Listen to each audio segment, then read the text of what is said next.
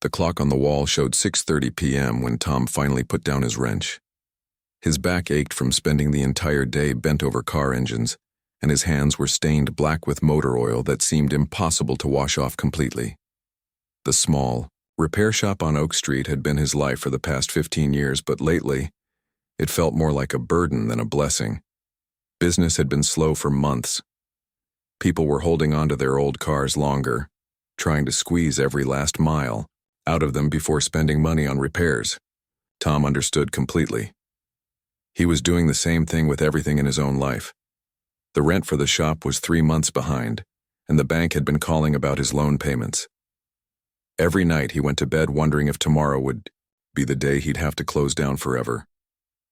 He walked around the shop, turning off lights and checking that all the tools were put away properly. His father had taught him to always clean up after himself, no matter how tired he was. "A messy shop is a dangerous shop," the old man used to say.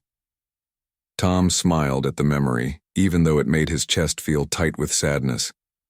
His father had built this business from nothing, and now Tom was watching it slowly slip away. The summer evening was still warm as he stepped outside to lock the front door. The street was quiet except for the sound of kids playing in the distance and the occasional car driving by. Tom had always loved this neighborhood. It wasn't fancy, but it was home. The people here knew each other, looked out for each other. When Mrs. Johnson's car broke down last winter, half the street showed up to help push it into his shop. As he fumbled with the keys, trying to find the right one in the dim light, he heard a strange scraping sound coming from across the parking lot. He looked up and saw something that made him stop what he was doing completely. A woman was pushing a wheelchair, but something was very wrong. The chair was tilting to one side, and she was struggling to keep it moving in a straight line. Every few feet, she had to stop and adjust something. Inside the wheelchair sat a little girl, maybe 7 or 8 years old, with curly hair and a bright pink backpack.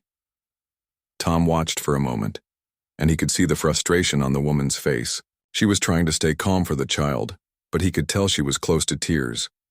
The wheelchair kept pulling to the left, making an awful grinding noise with every turn of the wheels. "That doesn't sound good," Tom muttered to himself. He had never worked on a wheelchair before, but he knew the sound of broken metal when he heard it. The woman tried to push the chair forward again, but this time it completely stopped moving. The front wheel had locked up entirely. She bent down to look at it, and Tom could see her shoulders shaking. The little girl twisted around in her seat, reaching out to pat her mother's arm. "It's okay, Mom," he heard the child say in a sweet, clear voice. "We can walk home." "Sweetheart, you can't walk that far," the woman replied, and Tom could hear the pain in her voice. That's when Tom made a decision that would change everything. He walked across the parking lot, his footsteps echoing in the quiet evening air. "Excuse me," he called out gently, not wanting to startle them. "I couldn't help but notice you're having some trouble there." The woman looked up, wiping her eyes quickly. She was younger than he had first thought, probably in her early 30s, with tired eyes that spoke of long days and sleepless nights. "Oh, I'm sorry," she said, sounding embarrassed. "We're not bothering you, are we? We were just trying to get home, but the wheelchair broke down." "No bother at all," Tom said, kneeling down to get a better look at the wheelchair. "I'm Tom. I own the repair shop here. Mind if I take a look?" The little girl perked up immediately. "Are you going to fix my chair?" she asked with excitement. "It's been making funny noises all day." Tom smiled at her enthusiasm.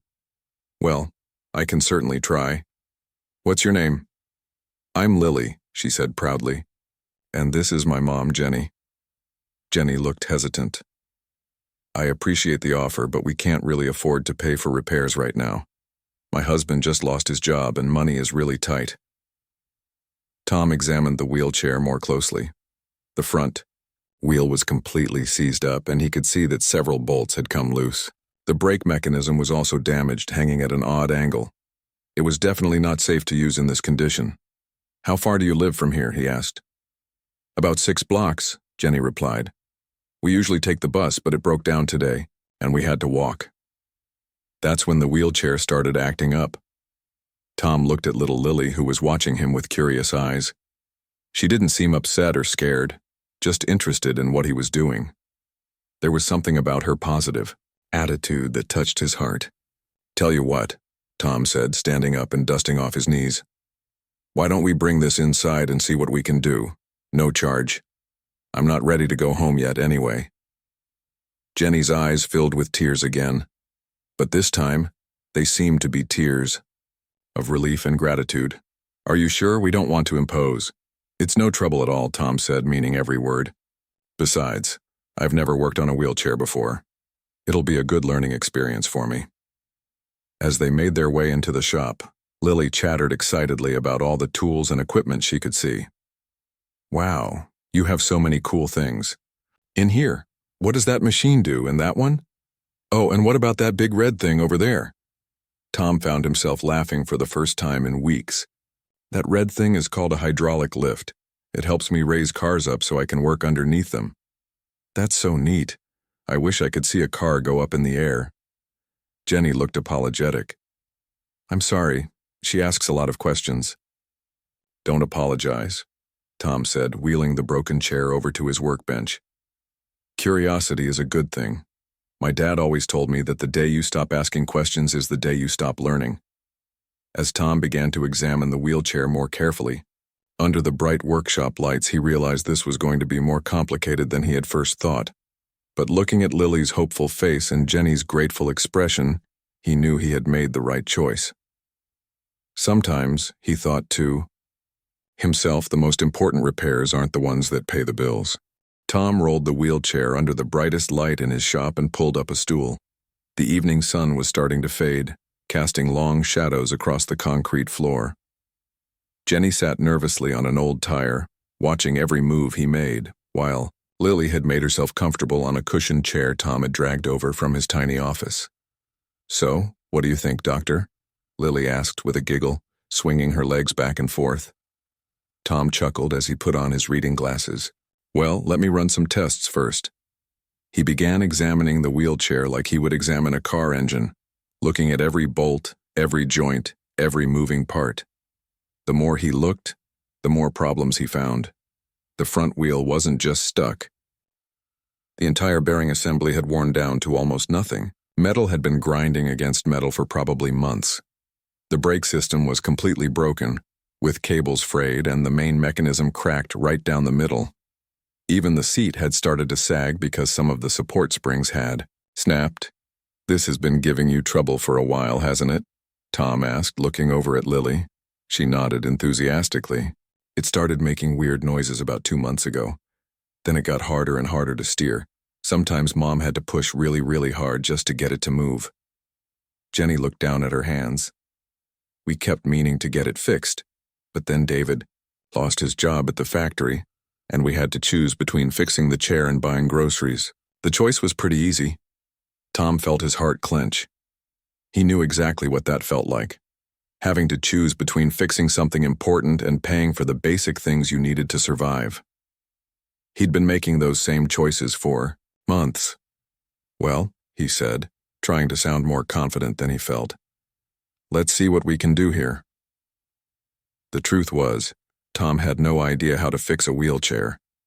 He'd been working on cars and trucks his whole life, but this was completely different. Still, metal was metal and wheels were wheels.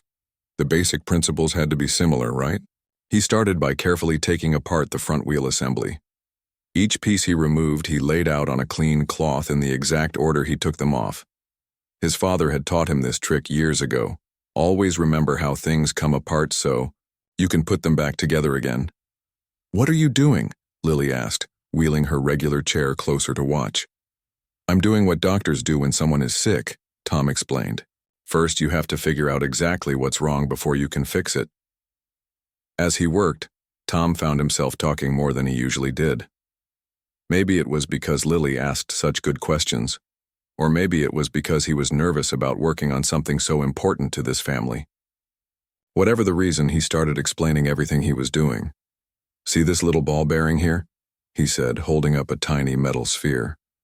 "This is supposed to help the wheel spin smoothly, but look at it. It's all worn down and scratched up. It's like trying to roll a square ball. Lily laughed at that image. A square ball, that would be pretty bumpy. Exactly, Tom said, warming to his role as teacher. Now, I don't have wheelchair parts here, but I might have something that could work just as well. He disappeared into the back of his shop and returned with several boxes of parts he'd collected over the years. Tom was the kind of person who never threw anything away that might be useful someday. Old car parts, bicycle components, lawnmower pieces. His storage room was like a treasure chest of mechanical possibilities. Here we go, he said, pulling out some bearings from an old bicycle wheel. These are a little bigger than what was in your chair, but I think I can make them work. For the next 2 hours, Tom worked with the concentration of a surgeon. He modified the bicycle bearings to fit the wheelchair, used cable from an old lawnmower to replace the broken brake lines, and even welded a new bracket to hold everything in place. Jenny watched in amazement as this stranger took apart her daughter's broken wheelchair and slowly, carefully, put it back together with parts that had no business working together. But somehow in Tom's hands they did work. "You're like a magician," she said softly. Tom looked up from his work, his face streaked with grease and sweat. Not a magician. Just someone who spent a lot of years figuring out how to make broken things work again. The hardest part was the brake system. Wheelchairs need very precise brakes. Too loose and they don't work at all, too tight and the chair becomes impossible to push. Tom spent almost an hour adjusting and readjusting until he got it just right. "Okay, Lily," he said finally, wiping his hands on an old rag. "Want to give it a test drive?" Lily's face lit up like Christmas morning. She carefully transferred from the regular chair back into her wheelchair, and immediately Tom could see the difference. The chair sat properly, no longer tilting to one side. When she pushed the wheels, it rolled forward smoothly and quietly. "Oh, my gosh," she exclaimed, rolling around the shop in small circles. "It feels like it's brand new, maybe even better than brand new." But Tom wasn't finished yet. He disappeared into his parts collection one more time and came back with a small box of LED lights, the kind used for emergency flashers on trucks. "Every good set of wheels needs proper lights," he said with a grin. "These will help people see you when it gets dark." He attached small lights to the front and back of the wheelchair, connecting them to a battery pack that could be recharged with a simple wall plug. When he flicked the switch, the wheelchair lit up with soft, colorful lights that blinked in a gentle pattern. Lily gasped with delight. "I look like a race car. This is the coolest wheelchair in the whole world." Even Jenny was crying now, but these were happy tears. "Tom, I don't know how to thank you. How much do we owe you?" Tom stood up and stretched his aching back. He looked at this family, a mother trying so hard to stay strong for her daughter, and a little girl whose joy and curiosity had brightened his whole evening. Then he thought about his own struggles, his unpaid bills, his uncertain future. "You don't owe me anything," he said quietly. "But the parts, the time, this must have cost you so much," Jenny protested. Tom shook his head. "Some things are more important than money. Besides, Lily helped me figure out how to fix it by asking all the right questions. If anything, she should send me a bill for consulting fees." As the family prepared to leave, Lily rolled up to Tom and reached out to give him a hug. "Thank you for making my chair better than ever," she whispered. "You're the nicest person in the whole world." Tom knelt down and hugged her back, feeling something in his chest that had been cold and tight for months finally start to warm up. "You're pretty special yourself, kiddo." As he watched them leave, Jenny pushing the wheelchair easily now, Lily chattering excitedly about her new lights, Tom realized something had changed inside him too. For the first time in a long while, he felt like his work actually mattered. The next morning, Tom woke up feeling different than he had in months. He couldn't quite put his finger on it, but there was a lightness in his chest that hadn't been there before. As he got ready for work, he found himself actually looking forward to opening the shop, something that hadn't happened in a very long time. When he arrived at Oak Street, he was surprised to see Mrs. Patterson from the flower shop next door waiting by his front door with a cup of coffee and a warm smile. "I heard what you did last night," she said, handing him the steaming cup. "Jenny stopped by my shop this morning to buy flowers for her mother, and she told me the whole story. That was a beautiful thing you did, Tom. Tom felt his cheeks getting warm. It wasn't anything special. Just helped out a neighbor. Mrs. Patterson shook her head. Don't sell yourself short. In a world where everyone seems to be looking out for themselves, what you did was very special indeed. As Tom opened his shop and started his day, he noticed something unusual.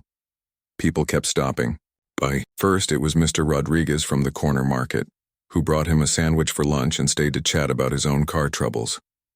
Then Mrs. Chen from down the street came in with her teenage son to ask about getting their old truck looked at. We've been meaning to bring it in for months, she explained.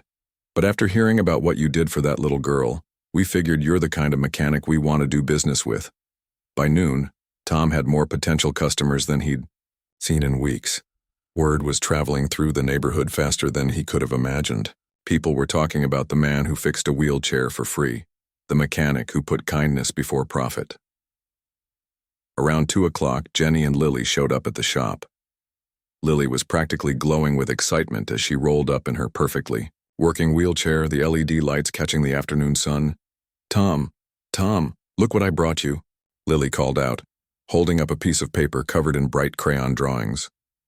The drawing showed a stick figure man with a wrench standing next to a wheelchair with rainbow-colored lights. At the bottom, in careful child handwriting, it said, "Thank you, Tom, you are my hero."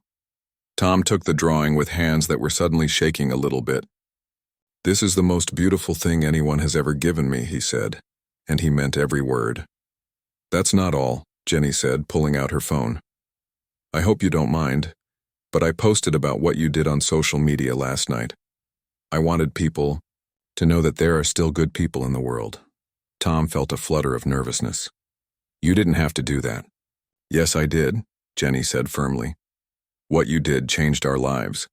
Lily hasn't stopped talking about you and her magic wheelchair since last night. She slept with those lights on because she was so excited." Jenny showed him her phone screen. The post had already been shared dozens of times, with comments from people all over town talking about their own experiences with Tom's shop, or praising him for his kindness.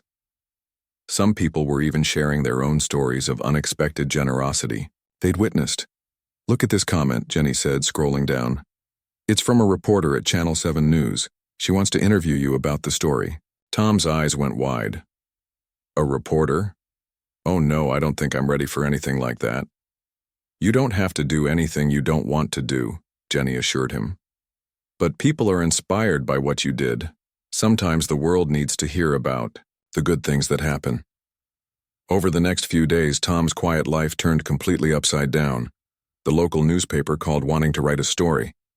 The radio station wanted him to come on their morning show. People from other neighborhoods started bringing their cars to his shop, saying they'd heard he was honest and fair.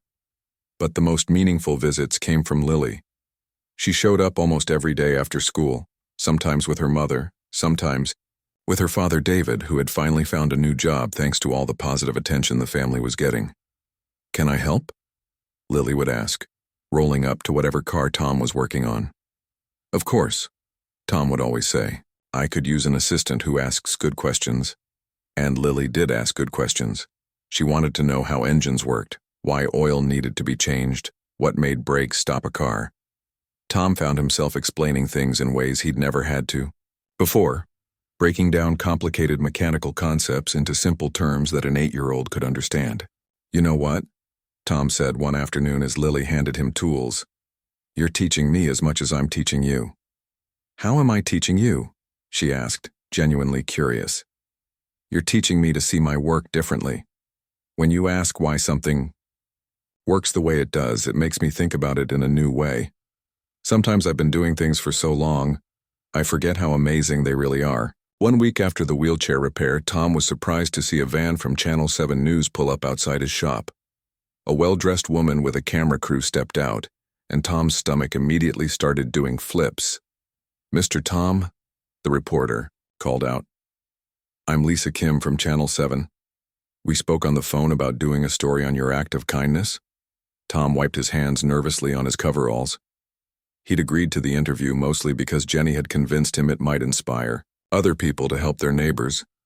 But now that the cameras were here, he was having second thoughts. I'm really not good at talking to cameras, he admitted. Don't worry about the cameras, Lisa said kindly. Just tell me about what happened that night. As the cameras rolled, Tom found himself relaxing. He told the story simply, the way it had happened. How he'd seen a family in trouble and decided to help. How Lily's curiosity and joy had made the whole experience special for him too. What made you decide not to charge them for the repair? Lisa asked. Tom thought for a moment. I guess I realized that some things are more valuable than money. The smile on that little girl's face when her wheelchair worked again. You can't put a price on that. And honestly, helping them made me feel better than I'd felt in months. The interview aired that evening, and Tom's phone started ringing, almost immediately. But it wasn't just local people calling anymore. The story had been picked up by the network news and was spreading across the country. Messages started pouring in from people sharing their own stories of unexpected kindness, or asking how they could help families like Jenny and Lily's. Someone even started a GoFundMe page to help Tom's struggling business, though he wasn't sure how he felt about that. This is crazy, Tom said to Lily during one of her after-school visits. All I did was fix a wheelchair.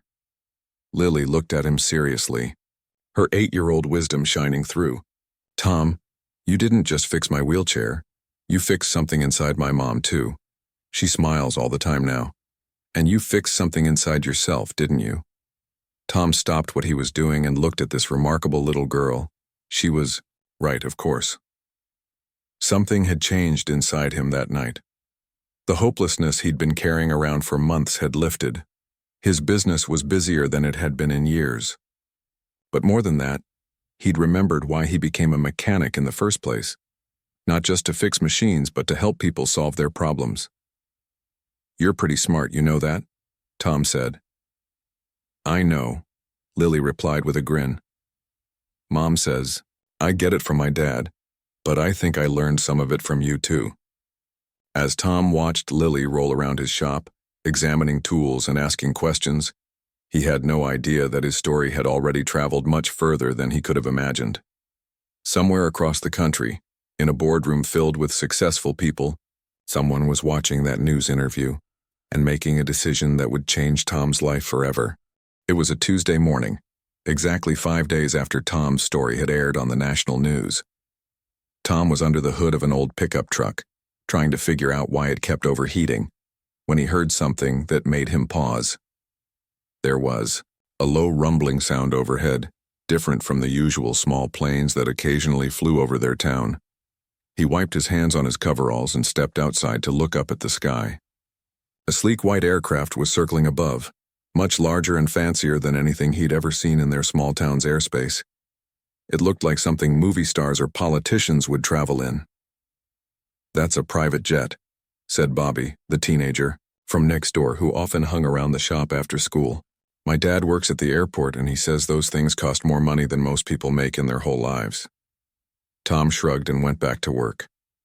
Rich people flew over small towns all the time on their way to more important places. He had bigger things to worry about, like figuring out why this truck's radiator kept boiling over. About an hour later, Tom was elbow-deep in engine parts when he heard car doors slamming in his parking lot. He looked up to see a shiny black car that definitely didn't belong in his neighborhood. It was the kind of vehicle that probably cost more than he made in 5 years. Out of the passenger side stepped a man in an expensive-looking suit. He was probably in his 40s, with graying hair and the kind of confident posture that came from being successful. But what caught Tom's attention wasn't the man's obvious wealth.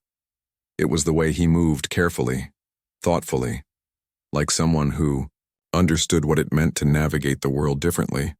The driver came around to help, and Tom realized why. The man was using a high-tech wheelchair, the kind with all sorts of electronic controls and custom modifications.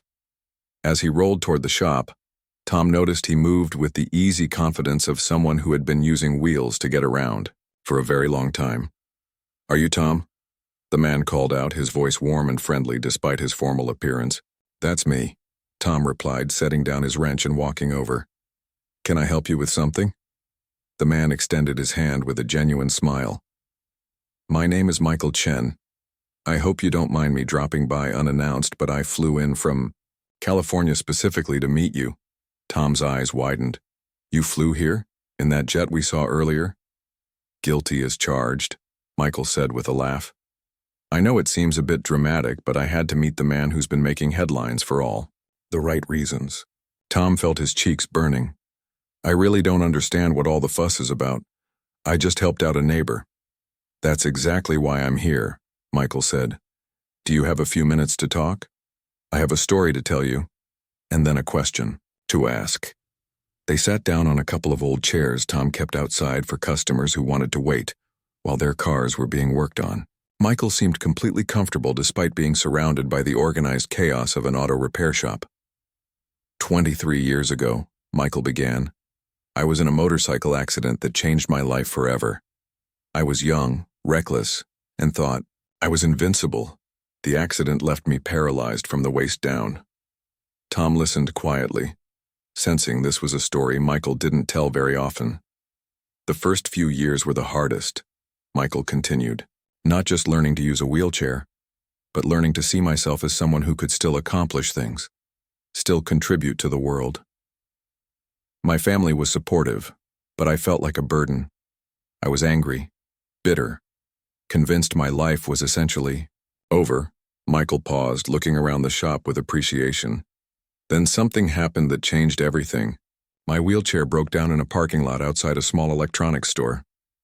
The owner, an elderly man named Frank, spent 3 hours fixing it for free, just like you did for Lily. Tom felt a chill run down his spine. What happened then? Frank didn't just fix my wheelchair, Michael said.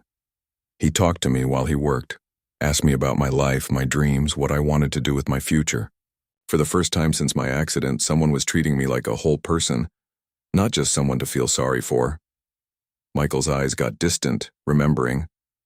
That conversation changed my perspective completely. I realized I had been so focused on what I couldn't do anymore that I'd forgotten about everything I still could do. I went back to school, got a degree in computer science, and eventually started my own company. What kind of company? Tom asked, genuinely curious. We develop assistive technology, Michael explained, software and hardware that helps people with disabilities live more independent lives. Everything from voice-controlled home systems to advanced wheelchair designs. The company now employs over 500 people and generates about $200 million a year in revenue. Tom's jaw dropped. $200 million? That's incredible. The point is, Michael said, none of that would have happened without Frank's kindness that day. One person taking time to help a stranger completely changed the trajectory of my life, just like you changed things for Lily and her family. Tom was starting to understand why this successful businessman had flown across the country to visit his small shop. You saw the news story. I did, and it reminded me so much of my own experience that I couldn't ignore it. Michael leaned forward in his wheelchair. Tom, I've been looking for the right person to help me with something important, and I think you might be exactly who I've been searching for. Me? But I'm just a mechanic. I don't know anything about technology or business. You know about fixing things, Michael said. More importantly, you know about caring for people. Those are the most important qualifications for what I have in mind. Michael pulled out a tablet and showed Tom some pictures. They were images of repair shops, but not like any Tom had ever seen. These shops were bright, clean, modern-looking spaces filled with specialized equipment. I want to create a network of repair centers specifically designed to fix mobility devices for people with disabilities, Michael explained. Wheelchairs, walkers, scooters, prosthetic devices, anything that helps people move through the world more easily. Tom studied the pictures. That sounds like an amazing idea, but I still don't see how I fit in. You'd be the first franchise owner and regional coordinator, Michael said simply. I want to start the program right here, in your town, with you, running it. The words hung in the air between them. Tom felt like the world had suddenly tilted sideways. I don't understand. You want me to run some kind of high-tech repair business? I can barely keep my current shop running. That's going to change, Michael said with a smile. I'm prepared to offer you a $250,000 startup grant to get the program launched. That includes a complete renovation of your existing shop, all new equipment, training for you and any employees you want to hire, and ongoing support from my company's technical team. Tom felt dizzy. $250,000 was more money than he'd ever imagined having access to. It was enough to pay off all his debts, save his shop, and still have money left over for the future. But why me? Tom asked. There must be hundreds of mechanics who are more qualified, more experienced with this kind of work. Michael's expression grew serious. Tom, I've met a lot of successful people in my life. People with impressive degrees, years of experience, connections in high places. But you know what most of them are missing?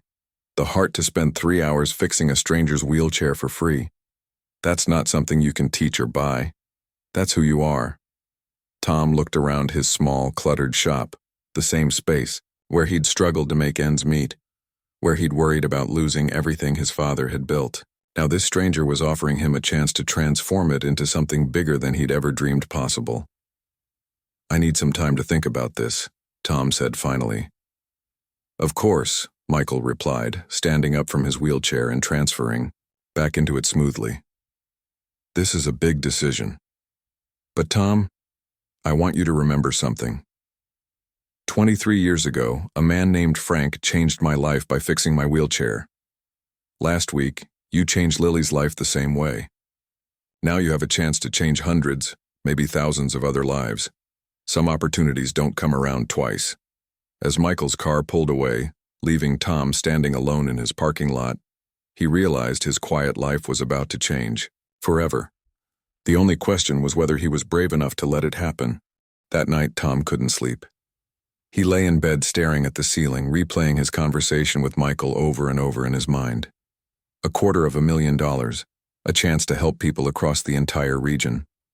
The opportunity to turn his struggling repair shop into something that could change lives. It seemed too good to be true. People like him didn't get opportunities like this. He was just a small-town mechanic who fixed cars and occasionally helped out his neighbors. What? Did he know about running a franchise or managing employees or dealing with the kind of technology Michael had described? The next morning, Tom arrived at his shop earlier than usual. He walked around the small space looking at it with new eyes. The cracked concrete floor, the outdated equipment, the handwritten signs his father had made decades ago. Could this really become something bigger? Around 10 o'clock, his first visitor of the day rolled through the front door. It was Lily, beaming as always, with a new drawing clutched in her hands. Tom, I made you another picture, she announced, holding up a colorful drawing that showed what looked like a giant building with wheelchair symbols all over it. Mom told me that a really important man came to see you yesterday. Are you going to be famous? Tom knelt down to her level and studied the drawing. What made you draw this, sweetheart? I heard Mom and Dad talking about how you might be able to help lots of people like me, Lily explained. People whose wheelchairs break and who need someone kind to fix them. Wouldn't that be amazing? Before Tom could answer, Jenny appeared in the doorway. I hope it's okay that we stopped by. Lily insisted on bringing you that drawing before school. It's always okay, Tom said, meaning it completely. Actually, I'm glad you're both here. I wanted to ask you something. He told them about Michael's visit and the incredible offer he'd made. As he spoke, Jenny's eyes grew wider and wider. Tom, that's incredible, she said. This could change everything for you. But what if I'm not good enough? Tom asked, voicing the fear that had kept him awake all night. What if I mess it up? What if I let people down? Lily rolled closer to him in her perfectly working wheelchair. Tom, do you remember what you told me when you were fixing my chair? You said that being curious and asking good questions was the most important thing. Tom nodded. Well, you're still curious, aren't you? And you still care about helping people? Lily continued with the wisdom that always surprised him. Of course I do. Then you'll figure out the rest, she said simply. Just like you figured out how to fix my wheelchair even though you'd never done it before. Over the next few days, Tom found himself getting advice from everyone in the neighborhood. Mrs. Patterson thought he'd be crazy not to take the opportunity. Mr. Rodriguez worried that Tom might get in over his head with a big corporation. Bobby from next door was just excited about the possibility of working with high-tech equipment, but it was a conversation with his elderly neighbor, Mr. Frank Williams, that finally helped Tom make his decision. Frank had been a friend of Tom's, father, and had watched Tom grow up in the shop. "Your dad would be proud of you," Frank said as they sat on Tom's front porch one evening. "Not because of the money or the fancy opportunity, but because you're the same person who stopped to help a little girl when she needed it most." "But what if I fail?" Tom asked. Frank chuckled. "Son, the only real failure would be not trying. Your father took a risk when he opened that shop with nothing but a toolbox and a dream. Now you have a chance to take that same spirit and make it bigger." 3 weeks after Michael's visit, Tom made his decision. He called the number on the business card Michael had left behind. "I've been hoping you'd call," Michael said, and Tom could hear the smile in his voice. "What did you decide?" "I want to try," Tom said. "I'm scared out of my mind, but I want to try." "Perfect," Michael replied. "Being a little scared means you understand how important this is. When can we get started?" The transformation began immediately. Within a month, construction crews were renovating Tom's shop. The old building was expanded, adding bright new workspace areas and a customer lounge where families could wait comfortably. New equipment arrived weekly: specialized lifts designed for wheelchairs, diagnostic computers, tool sets Tom had never seen before. But the biggest change was in Tom himself. Michael's company sent trainers to teach him about different types of mobility devices, from basic manual wheelchairs to complex motorized units with computer controls. Tom discovered he had a natural talent for understanding how these devices worked and, more importantly, how to fix them when they broke. "You're a quick learner," said Rebecca, one of the trainers Michael had sent. "Most people take months to master this equipment. You're getting it in weeks." "It's all about the principles," Tom explained. "Once you understand what something is supposed to do, you can usually figure out why it's not doing it." 6 months after breaking ground on the renovation, Tom's Mobility Solutions officially opened its doors. The grand opening was like a festival, with people coming from 3 counties to see the new facility. Local TV crews covered the event, and Michael flew in personally to cut the ribbon alongside Tom and Lily. But the real test came in the weeks that followed. Word spread quickly about the new mobility repair center, and soon Tom was busier than he'd ever been in his life. Families drove for hours to bring broken wheelchairs, walkers, and scooters to someone they'd heard would treat them with kindness and respect. Tom hired 3 full-time technicians and 2 administrative staff members. He worked with local vocational schools to create training programs for mobility device repair. Within a year, they were not only fixing devices but also teaching others how to do the same work. Lily remained his most frequent visitor, stopping by after school to watch the technicians work and ask her endless questions. She had become something of a mascot for the business, and her suggestions often led to improvements in how they served their customers. "We should have toys for little kids whose parents are waiting," she suggested one day. "And maybe some books about different kinds of wheelchairs so people can learn about them." Both suggestions were implemented within a week. 2 years after Michael's first visit, Tom stood in his expanded facility and marveled at what they had accomplished. The walls were covered with thank you cards from families they had helped. 12 full-time employees worked throughout the bright modern space. They were now serving as a training center for mobility repair technicians across 5 states. But the moment that meant the most to Tom came on a quiet Tuesday afternoon. A mother brought in her son's broken wheelchair, tears in her eyes because she couldn't afford the repair. Tom fixed it that same day, just as he had fixed Lily's chair years before, and refused to accept payment. "Some things are more important than money," he told the grateful mother, using the same words he'd spoken that first night. As the family left, Lily rolled up beside him. She was 11 now. Taller and more confident, but still the same curious, joyful person who had changed his life by asking good questions. "You know what I think?" she said, watching the mother push her son's newly repaired wheelchair across the parking lot. "What's that?" Tom asked. "I think you're still the same person who helped me that night." You're just helping more people now. Tom smiled, realizing she was absolutely right. The building was bigger, the equipment was fancier, and the operation was more complex. But at its heart, it was still the same simple idea. When someone needs help, you help them. Sometimes the biggest changes in life start with the smallest acts of kindness. Tom had learned that fixing one little girl's wheelchair could lead to fixing thousands more. But more than that, he had discovered that helping others fix their problems had somehow fixed something inside himself too. The ripple effect of one moment of compassion had grown into a wave of positive change that would continue spreading for years to come, touching lives in ways Tom was only beginning to understand.